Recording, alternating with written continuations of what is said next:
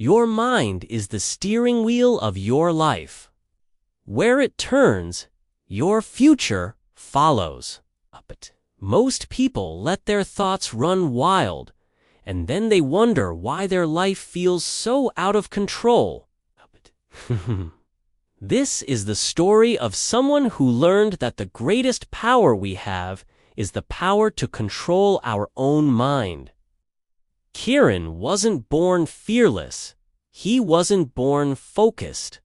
In fact, he felt lost most of the time.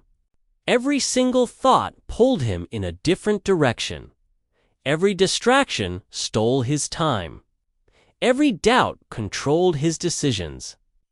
He desperately wanted to succeed, but his own mind was his biggest obstacle. It was a constant battle, and he was losing. He felt like a ship without a rudder, tossed around by the storms of his own thoughts, never reaching a destination. The frustration was overwhelming. He knew he was capable of more, but he was trapped by the chaos inside his own head.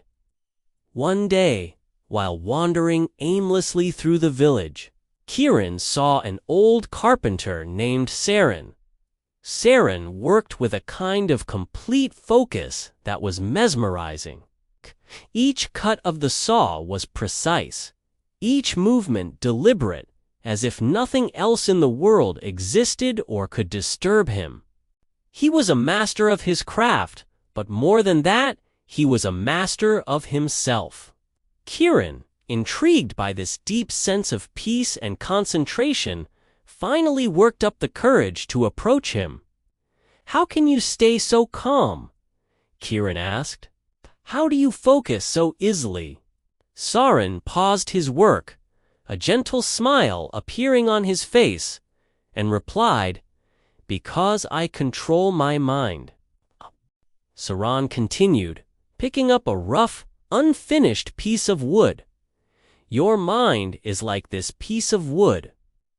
If you just leave it, if you don't guide it, it goes crooked, it gets warped.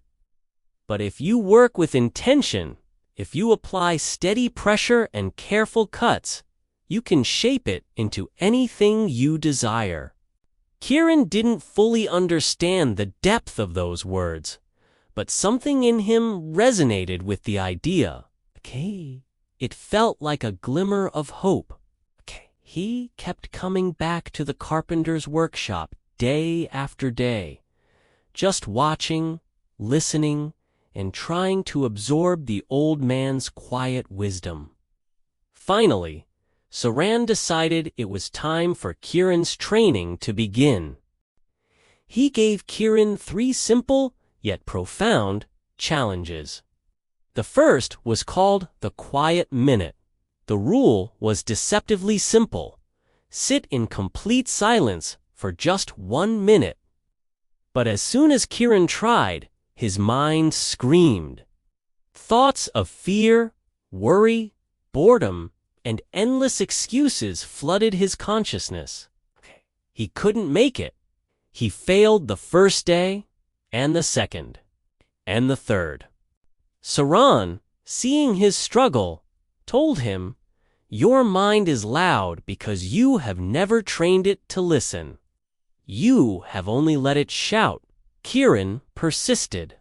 Slowly, painfully, he learned to quiet the noise. 1 minute of silence became 2, then 5. He was learning to be the master of his own inner space. The second test was the focus task. Saren instructed Kieran to choose one small task every day, like sweeping the floor or polishing a piece of wood, and complete it with his full, undivided attention. No rushing, no switching to something else, no letting his mind wander. The goal was to be fully present in the action. Sometimes, the temptation to check his phone or daydream was strong. Sometimes, he would lose concentration and have to start over. But every time he gently brought his focus back to the task at hand, he felt his mental muscles growing stronger.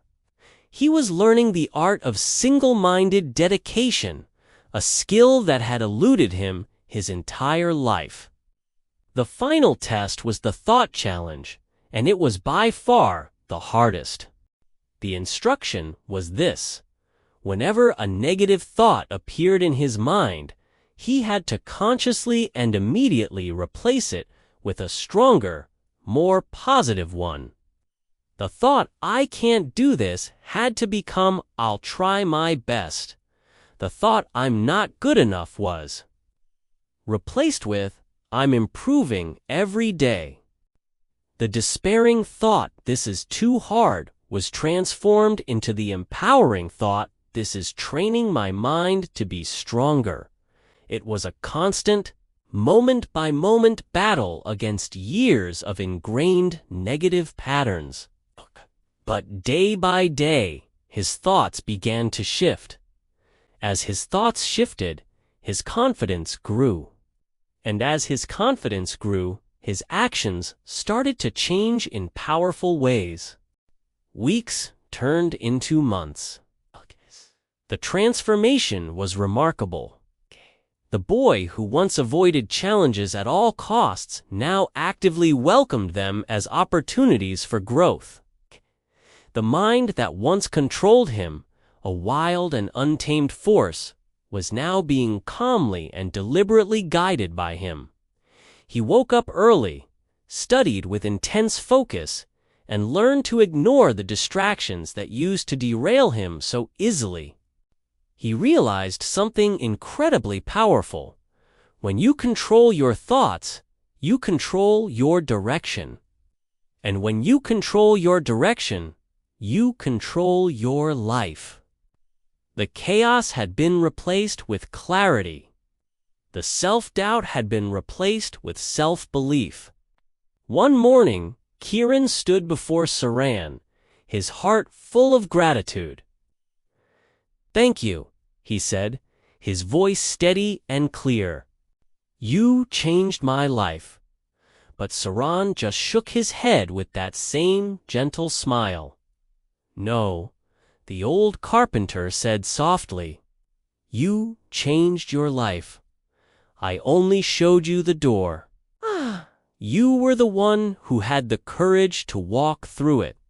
Your mind is your most powerful tool. If you train it, it becomes your greatest strength. If you ignore it, it becomes your greatest enemy. The choice is yours, every single day. Start with one quiet minute. Start with one focused task. Start with one positive thought. These are small steps, but they lead to massive changes. They lead to a better you. Remember this: you are what you think. And you become what you choose to control.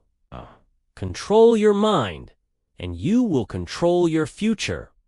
Thank you for watching. If this story resonated with you, please like, share, and subscribe for more content to help you build a better life.